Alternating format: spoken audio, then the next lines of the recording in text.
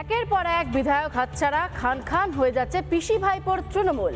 দুর্দিনের সৈনিকদের উপেক্ষা করে অভিষেকের পাশেই মমতা। তিনি কি আর ঘুরে দাঁড়াতে পারবেন, নাকি অস্তিত্ব হারাবেন মমতা বন্দ্যোপাধ্যায়? ২৬ বঙ্গে গেরুয়া ঝড়, পদ্মের দাপটে ধুয়ে মুছে সাফ ঘাসফুল, ভোটে ভরাডুবি, বেহাত নেতারা, হাতে গোনা কয়েকজন ছাড়া বেশিরভাগ বিধায়কই মমতার হাতছাড়া। সংসদেও চুরমার ঘাসফুল, ভেঙে খান খান পিসি ভাইপোর তৃণমূল। বলেছিলাম, আমি তো আগেই ভবিষ্যৎবাণী করেছিলাম, যেদিন হারবেন তারপরে পিসি আর ভাইপো ছাড়া পার্টিতে কেউ থাকবে না। মিলে যাচ্ছে দেখুন। তৃণমূলের বিধায়কেরা দল বদল করেননি, কিন্তু শিবির বদল করেছেন। মমতার হাত ছেড়ে ঋতব্রত শিবিরে নাম লিখিয়েছেন। ভোট মিটতেই পিসি ভাইপো তৃণমূল ভেঙে চুরমার। অভিষেক বাবু বলুন বা মমতা ব্যানার্জি বলুন বা তৃণমূল কংগ্রেসের যে থেকে যে মধু পাওয়ার, সেটা নাই, মধুর হাড়ি শেষ হয়ে গেছে। এখন অন্য কোনো শিবিরে নাম লেখাতে হবে। তৃণমূল যে পাপগুলো করেছে, অবশ্যই মমতা ব্যানার্জিকে একটা বড় অংশে পাপ নিতেই হবে মাথায়, কারণ তিনি দলের সর্বোচ্চ নেত্রী ছিলেন। তার আমলে অন্যায়গুলো হচ্ছিল, তিনি মুখ বুজে সহ্য করেছেন। এই পাপের ফলগুলো এগুলো হচ্ছে।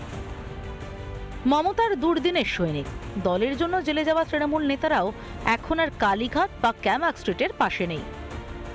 যে কালীঘাট থেকে তৃণমূল কংগ্রেস যেভাবে পরিচালিত হচ্ছে, সেভাবে আর যাই হোক এই দবদবা বিজেপিকে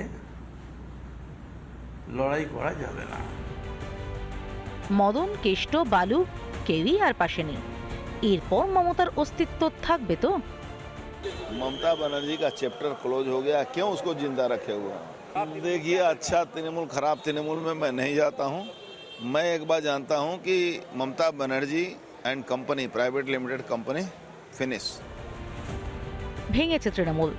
দলের তহবিল ও প্রতীক নিয়ে দড়ি টানাটানি চলছে। একের পর এক নেতা দূরত্ব বাড়িয়ে অভিষেককে দুষছেন। তারপরেও ভাইপোর পাশেই দাঁড়াচ্ছেন পিসি। রিপাবলিক বাংলা।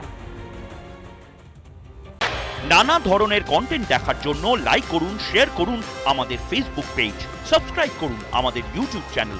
পাশাপাশি অন্যান্য ব্রেকিং নিউজের জন্য অবশ্যই চোখ রাখুন রিপাবলিক বাংলায়।